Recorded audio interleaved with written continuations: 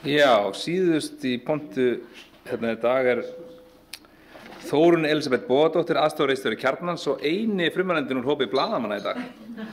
Erindi hennar heitir Umfjöllun kynferðisbrot, hvar liggja mörk fjölmiðla. Gjörðu svo vel.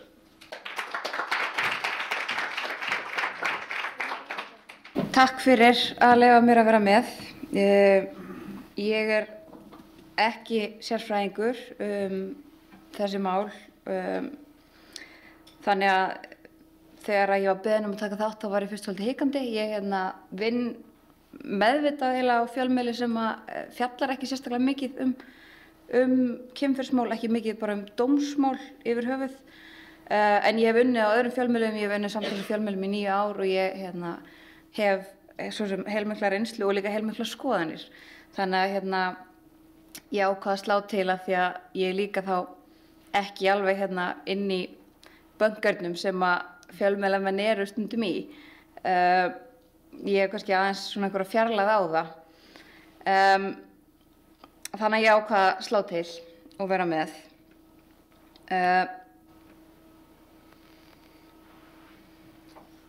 Ég vissi ekki að þetta yrði svona stór skjár, þetta svolítið mikið brútal, en við getum náttúrulega öll verið sammála það að á undanförnum árum hefur orðið algjör sprenging í allri umfjöllun kynferðisbrot, bara alveg eins og það hefur verið vakning í samfélaginu almennt. Ég prófaði í morgun að fletta því upp á fjölmiðlavaktinni hversu margar fréttir hefði verið sagðar það sem af þessu ári þar sem orðið kynferðisbrot kemur fyrir. Þær eru tæplega 700. Og allt árið 2006, árið sem Mikael stýrði DFF, þá voru þær í kringum 250. Þetta auðvitað ekkert vísindalegt og það eru mörg önnur orð notuð svona glæpi og svona afbrot, en þetta samt svona gefur okkur örlitla vísbendingu. Og ég held að við getum líka mörg verið sammála það að einmitt DFF fyrir 10 árum síðan tók svolítið stórt skref í þessa átt, í átt að því að opna á þessi mál. Það eru búið að tala svolítið mikið og bæklingurinn fjallar náttúrulega svolítið mikið viðbrögð þolenda ef að fjölmiðlar hafa samband við þá. Og það afskaplega mikilvægt. Og forsíðurnar tvær DFF og Fréttatímans eru báðar mjög nýlegar og þær eru dæmi þetta, þar sem að þolendur stíga sjálfur fram og segja sína sögu. Og þessi bæklingur held ég mjög góður hvað það varðar. Og alls staðar þar sem ég hef unnið þá hefur alltaf verið þannig að fólk getur og að mínum mati á að setja kröfur og mörk fyrir því að stíga fram og segja sína sögu. Vegna þess að það fyrst og fremst að mínum mati hlutverk fjölmiðla að veita valdhöfum og stjórnvöldum aðhald. Og þá má alveg velta upp hinni hliðinni sem það hvort að fjölmiðlar eigi jafnvel bara stundum að taka afstöðu með hinum, með þolendum, með fólkinu.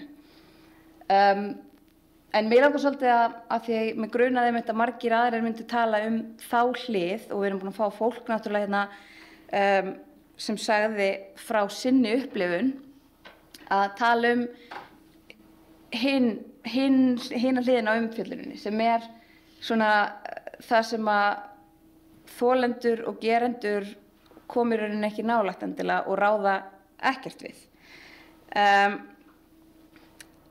Kannski að byrja á því og koma aftur á þessari glæru að tala siðareglur blaðamanna, af því að þær eru líka að tala þær hérna í lýsingunni, hvaða hlutverki gegna þær, eru þær einhverjar, þær eru til og þessar 2 greinar í siðareglum blaðamanna fjalla þessi mál, geta átt við þessi mál. Blaðamaður leitast við að gera ekki það sem til vanvirðu má telja fyrir stétt sína eða stéttarfélag, blað eða fréttastofu.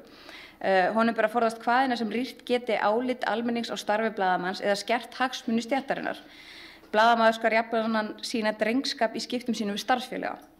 Það eru margir svolítið undrandi á því að þetta sé áherslan í fyrstu greininni, að hún á stéttina, en engar síður þá hægt að færa það lengra. En svo það þessi 3. grein sem blaðamaður vandar upplýsingaöflun sína, úrvinnslu og framsetningu svo sem kostur og sýnir fyllstu tillitssemi í vandasömum málum.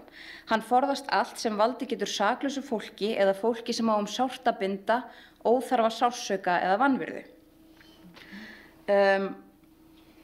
Og þetta stendur í siðareglunum og blaðamenn sem eiga aðild að Blaðamannafélagi Íslands eru bundnir af þessum siðareglum og það er hægt að kvart undan þeim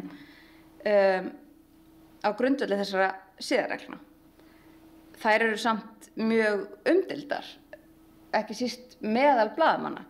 Þær eru gamlar, það er ekki búið að uppfæra það lengi, þær eru náttúrulega svolítið opnar og svolítið óljósar,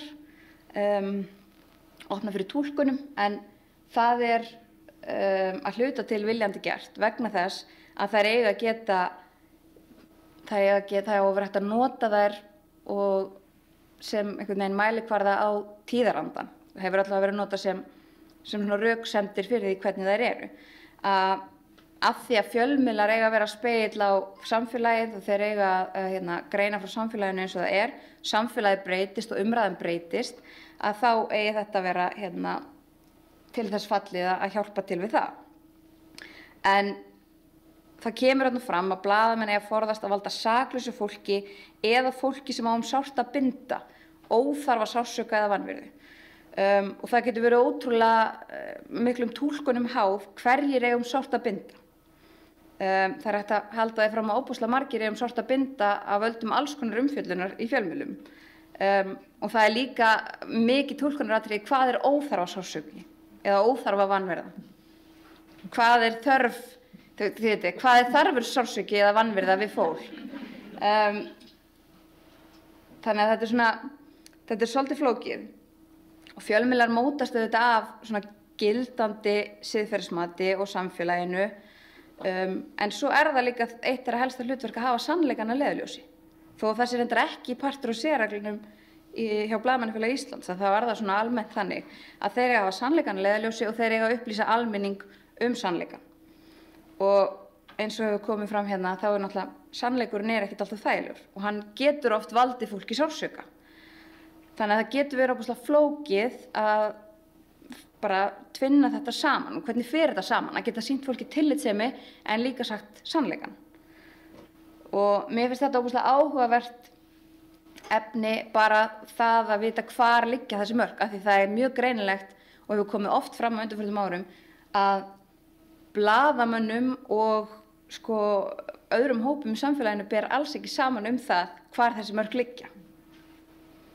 Og þetta er ótrúlega vandmeð farið. Þannig að ég ætla að fara að setja tilbaka í myndirnar.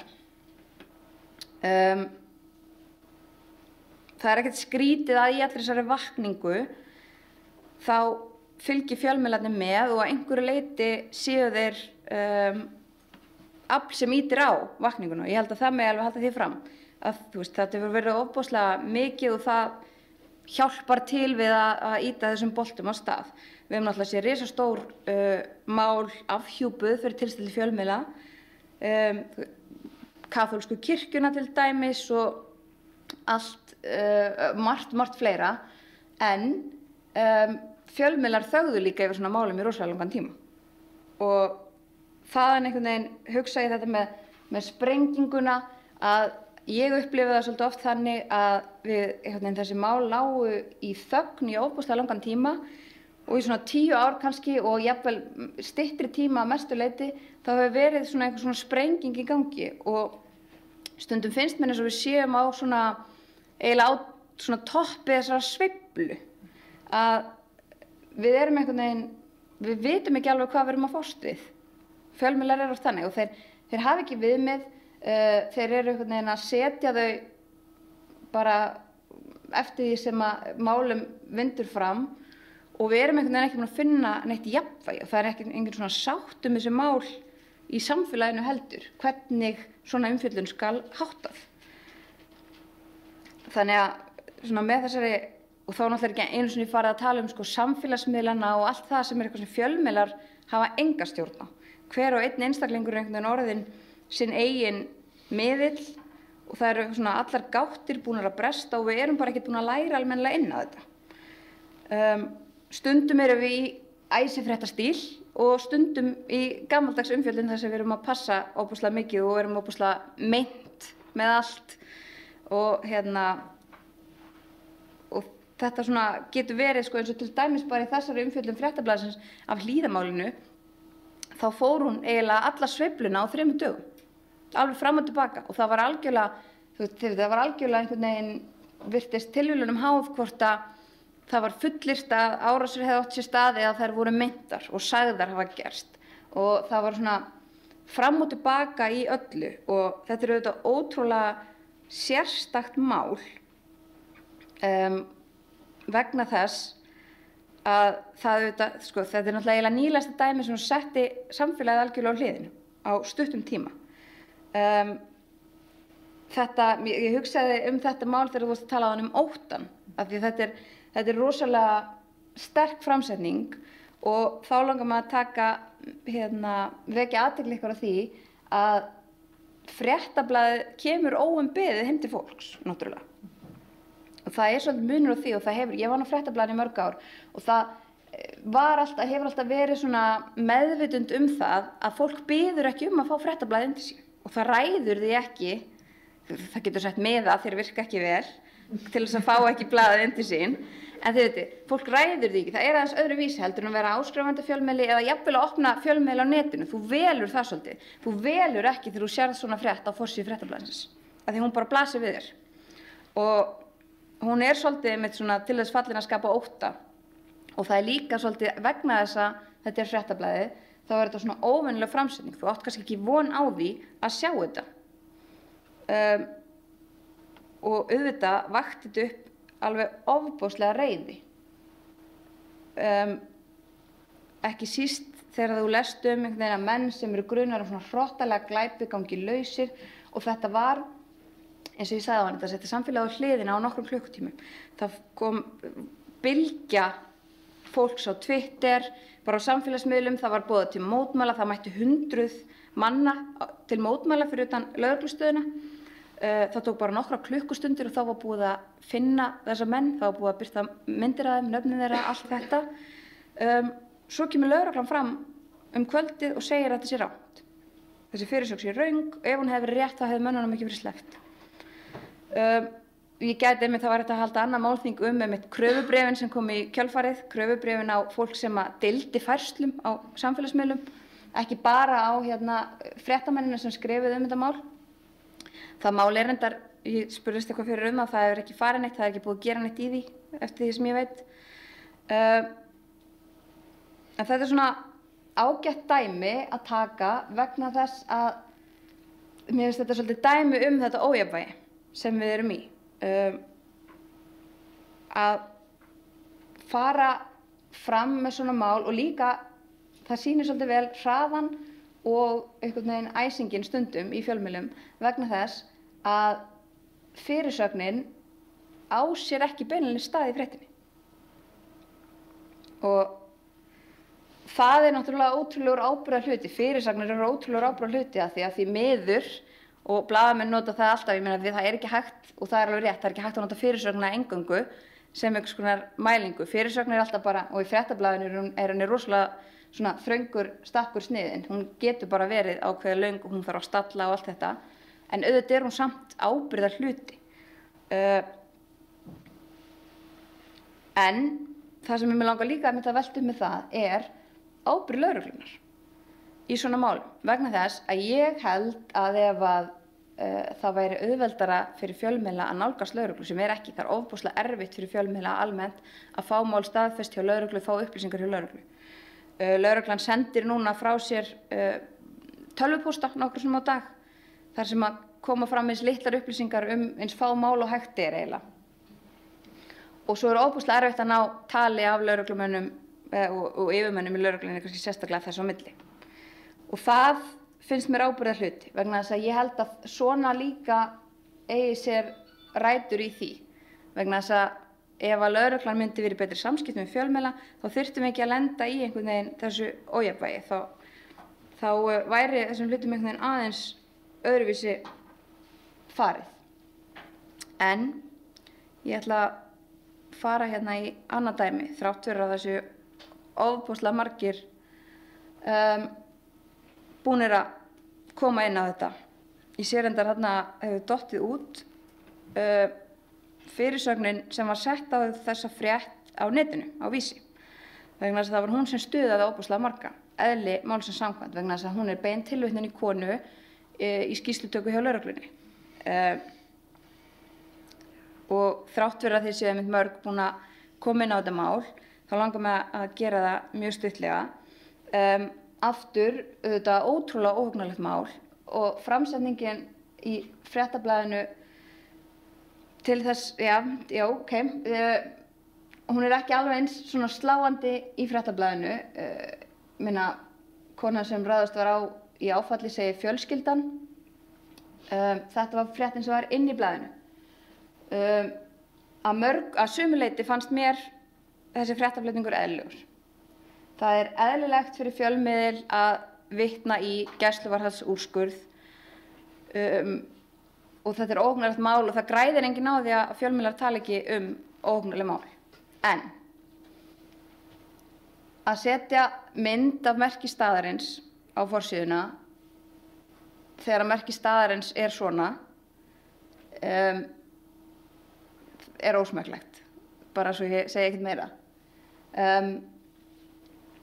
Að setja mynd af öskubakka sem andlit konu var keyrt ofan í ekki bara ósmekklegt, það bara algjör óþarfi. Það bætir engu við umfjöllunina að mínu mati og það getur fólk verið ósammála mér með það. En mér finnst þetta dæmi að bara ganga of langt. Það alveg nóg og það segir ýmislegt. Þú vilt geta staðsett atburðinn. Þú vilt geta fengið mynd af staðinum, já, ég hef verið þarna, ég hef labbað þarna, ég hef kannski komið þarna og það á erindi. Mér finnst öskubakkinn ekki eiga erindi. Síðasta setningin í fréttinni þessi setning, hann vildi mig, sem var síðan sett í fyrirsögn á Vísi og ég held að ábyggilega allir hérna sammála mér þó að séu það alls ekki allir. Þetta fyrirsögn sem bara sett inn til þess að fá fólk til að smella á hana. Og mér finnst samt við verða að passa okkur á því að svo fylgdist ég með og ég þekki manneskjuna sem skrifaði þessa frétt og ég veit að hún skrifaði ekki fyrirsöguna sem birtist á Vísi og svona lagað alltaf samvinnuverkefni og blaðamaðurinn sem skrifar, hann setur ekki inn myndirnar og svo framvegis. En það óbúslega fljótt samt að verða þannig að samfélagsumræðan verður þannig að þessi krafist að viðkomandi blaðamaður bara segja upp störfum, hætti þessu og fólk einhvern veginn gerð upp oft illgirni. Að fólk sé að reyna að meiða og ég held að í fæstum tilvikum sé það þannig. Ég held að þetta sé blanda af tímaleysi sem þjakar alla blaðamenn og skilningsleysi. Skilningsleysi og tillitsleysi og þess vegna held ég að ég hef fagnaði að sjá okkur til dæmis kollega mína hér í dag. Það ekki, held ég, alveg örugglega. Þess vegna held ég svona málþingar sem þetta séu svo mikilvæg vegna þess að þau auka bara skilninga, því ég held að fyrst og fremst sé þetta skilningsleysi. Og ég ætla líka að leyfa mér að nefna það að fjölmiðlar kannski eins og dómskerfið hafa mjög sögulega séð verið kallað hér. Og þar kemur líka skilningsleysið upp. Ég ætla bara að sleppa að tala fleiri hluti vegna þess að mig langar, ég held að sé mikilvægt að við getum bara frekar fengið spurningar og svara þeim.